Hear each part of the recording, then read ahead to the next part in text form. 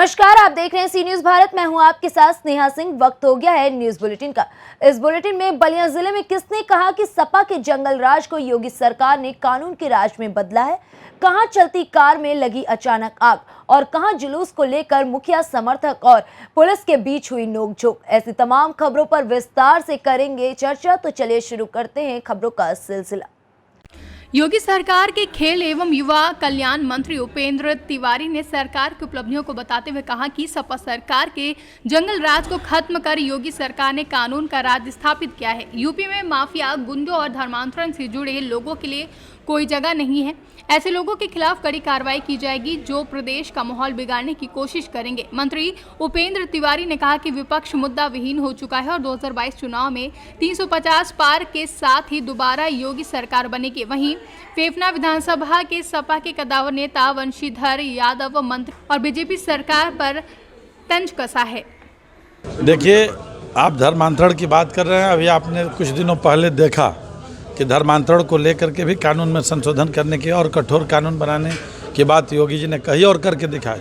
और उत्तर प्रदेश के अंदर जो जंगल राज कायम था, जिस राज्य के अंदर सिपाही से लेकर कप्तान तक सुरक्षित नहीं था, जिस राज्य के अंदर, इस उत्तर प्रदेश के अंदर जनता से लेकर जनप्रतिनिधि तक सुरक्षित नहीं था, जो जंगल राज में तब्दील था, आज वह उत्तर प्रदेश कानून वाला राज स्थापित हुआ है, जिसको लेकर के पूरे देश के अंदर सबसे ज़्यादा दूसरे नंबर पर अगर उद्योग कहीं पाया है तो वो उत्तर प्रदेश के अंदर आया है। इसलिए कि उद्योगपति उत्तर प्रदेश की कानून व्यवस्था से खुशहाल हैं, उत्तर प्रदेश की जनता खुशहाल है। और ये पहली बार आया है। माननीय कल्याण सिंह जी और माननीय राजनाथ जी के समय में भी था, या तो अपराधी जेल के भीतर होगा, या तो अपराधी उत्तर प्रदेश की सीमा के बाहर होगा, और नहीं तो अपराधी अपने ठिकाने पर होगा।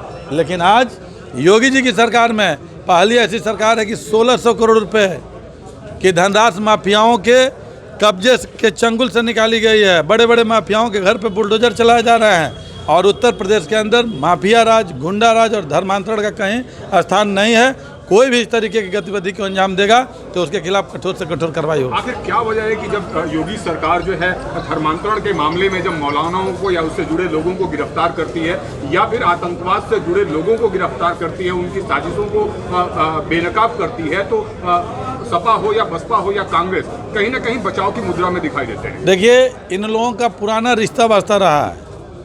सपा ऐसी सरकार है जिसका उदाहरण है कि आतंकवादियों के भी मुकदमा वापस करने का अगर किसी ने अर्जी और मुकदमा वापस किया था तो पिछली बार की सपा सरकार है। तो ये सपा, बसपा, कांग्रेस, इन लोगों का नाम, तो इन लोगों को ये बढ़ावा देने वाले लोग, और इसलिए उत्तर प्रदेश और हिंदुस्तान की जनता जान चुकी है। इसलिए इन लोगों को करारा जवाब दे रही है और इसलिए लोग खारिज हो गए। इनके पास कोई आज की डेट में कोई मुद्दा नहीं है। आज ये मुद्दा विहीन हो गया है विपक्ष, और इसलिए मोदी जी और योगी जी के क्रियाकलापों से जो सरकार की योजनाएं गांव गरीब जनता तक पहुंच रही है, उससे पूरा विपक्ष परेशान है। और इसलिए उत्तर प्रदेश की जनता पूरी तरह से खुशहाल है।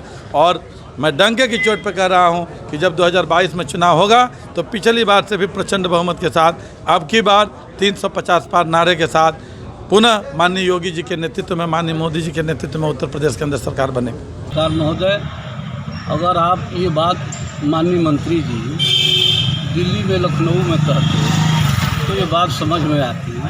आप लोग इसी बलिया ज़िले से बिलोंग कर रहे हैं, फेफना विधानसभा में भी आप लोग जाते होंगे, आप लोग देख रहे होंगे विकास कहाँ विकास है। मंत्री जी जब विपक्ष में थे तो कहीं एक सड़क पर गड्ढा हो जाता था तो खांची उठा लेते थे, टुकड़ा डालने लगते थे, धान रोपने लगते थे।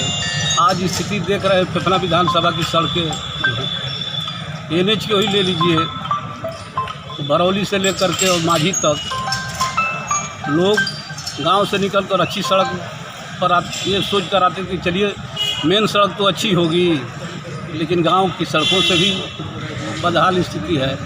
मंत्री जी की बात छोड़िए, जब मोदी जी, योगी जी इतना झूठ बोल रहे हैं, समाजवादी पार्टी के मुखिया अखिलेश यादव जी के विकास कार्यों को, उनके किए हुए कार्यों को अपना बता रहे हैं, तो माननीय मंत्री जी की तो बातें क्या है। मंत्री जो विकास के हैं फेफना विधानसभा की जनता जानती है।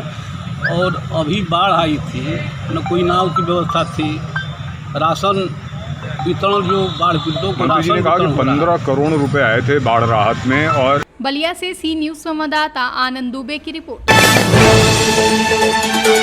बिजनौर जिले में चलती कार में अचानक आग लगे, जहां बामुश्किल चालक ने कूदकर अपनी जान बचाई। वहीं मवाना निवासी अनुराग की ब्रेजा कार में अचानक आग लग गई, जिसकी वजह से हड़कंप मच गया। मौके पर पहुंची फायर ब्रिगेड की गाड़ी ने आग पर काबू पाया। वहीं बिजनौर के हल्दौर थाना क्षेत्र में यह हादसा हुआ है। बिजनौर से सी न्यूज संवाददाता ललित की रिपोर्ट। मधुबन थाना क्षेत्र के बाजितपुर गांव में जुलूस के साथ घूमने को लेकर प्रशासन व मुखिया समर्थकों के बीच तनातनी हो गई। बता दें कि त्रिस्तरीय पंचायत चुनाव प्रचार में बाजितपुर मुखिया प्रत्याशी दिनेश सैनी के द्वारा जुलूस के साथ क्षेत्र भ्रमण के दौरान अनुमंडल अधिकारी कुमार रविंद्र एवं डीएसपी सुनील कुमार सिंह ने जुलूस के साथ क्षेत्र भ्रमण करने से मना किया, तो मुखिया समर्थकों द्वारा विरोध किया गया। प्रशासन ने जब मुखिया प्रत्याशी को अपनी गाड़ी पर बैठाकर थाने लाना चाह रहा था, तो उनके समर्थकों ने प्रदर्शन करना शुरू कर दिया। वहीं समर्थकों के तेवर को देखते हुए प्रशासन को मुखिया प्रत्याशी को छोड़ देना पड़ा। इस क्रम में प्रशासन व मुखिया समर्थकों के बीच हल्की नोकझोंक भी हुई है। मोतिहारी से सी न्यूज संवाददाता राकेश कुमार पांडे की रिपोर्ट।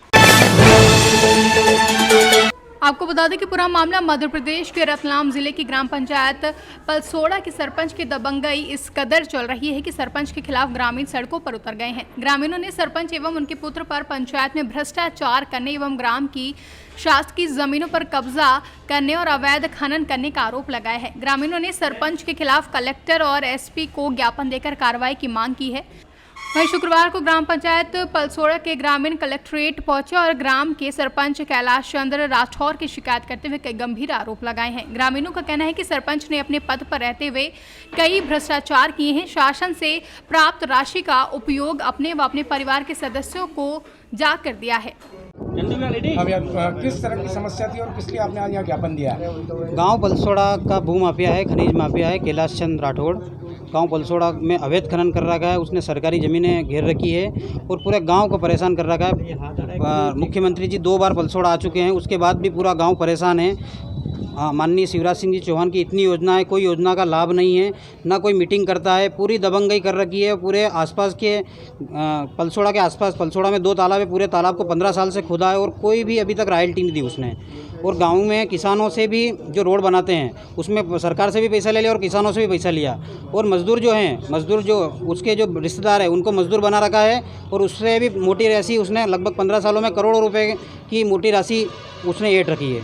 आपने इसकी पहले शिकायत क्यों नहीं करी थी? कई बार शिकायत करी है, पर वो हर बार वो बहुत दबंग है और वो हर आदमी को डरा देता है और वो डंपर से आदमी को ठोकने की बात करता है कि तेरे को मरवा दूंगा। ये हर आदमी डरता है उससे। शिकायत करता से मारपीट की और शिकायत करता 2 दिन पहले शिकायत भी करी तो उनसे मारपीट भी करी। वो उस पर मतलब बहुत सारे केस भी चल रहे हैं उसके ऊपर और बहुत ज़्यादा अति कर रखी है। कौन है ये जो व्यक्ति? गांव पलसोड़ा का सरपंच है कैलाश चंद्र राठौड़।